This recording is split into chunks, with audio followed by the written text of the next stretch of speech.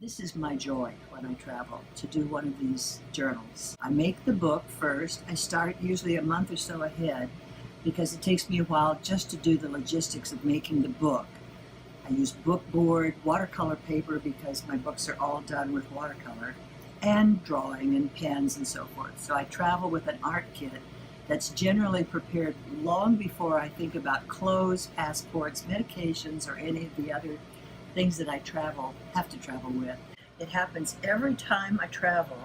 When I'm doing a journal, somebody will come up and say, "What are you doing? What is that?" And a conversation ensues. That's what traveling's about for me. This journal was made from the concept that I saw in Japan with the temple book. The Japanese take a temple book from temple to temple, and they have a monk in each temple stamp it with the insignia of that particular Shinto, usually, temple. And then he, with his beautiful calligraphy, will write the date that they went to that temple. So they spend their lives having their book stamped and autographed by the monks. The book has two sides. It's kind of an accordion-like structure. This first side is Scotland, and I always begin with an idea of what I'm going for, what it's about. I include all my information that's factual, plane schedules, hotel names and numbers and so forth. I always have put one of my parrot's feathers for safe flying. I put information that I take from other books. I write about my own room. I fold papers to show what the ship looks like. And what I enjoy most, however, is drawing and painting.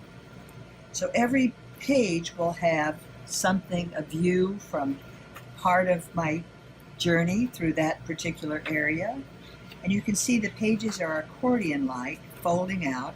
I include maps of the particular cities where I visit, which I share then with other people who are going to that place so they can see where they're going to find the things that they're looking for. Food aboard ships, things that I see on my travels, and maps that I find. These were hand-done maps, and so I wanted to honor the person who did that. Now, the end of the Scotland part, we start with Iceland. And the other side of all these accordion-like pages have to do with the next part of the trip, in this case, Iceland. Drawing, painting, sticking in cutout items, more here. I pre-paint the pages, and it amazes me on every journal that I do how when I get to a certain place, the page that is already pre-painted in watercolor for that day is suitable for what I want to draw on it. I can always find a way to make it fit. This is vital for every trip.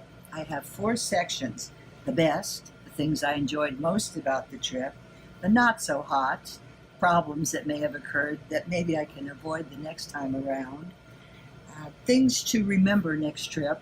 I always forget something, so I go back on my next trip and look at this trip to make sure I've included that; and things that I need to leave at home. All of this, and notes and cards and so forth, which are the people that I meet, and I take that with me. We're back to the beginning of the book again. Journaling to me is a record of a life.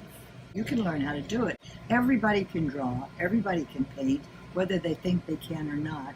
If you just do it, record, just collect pieces that you want, write about your everyday experiences on a trip. You'll have a record for the rest of your life that your children will enjoy.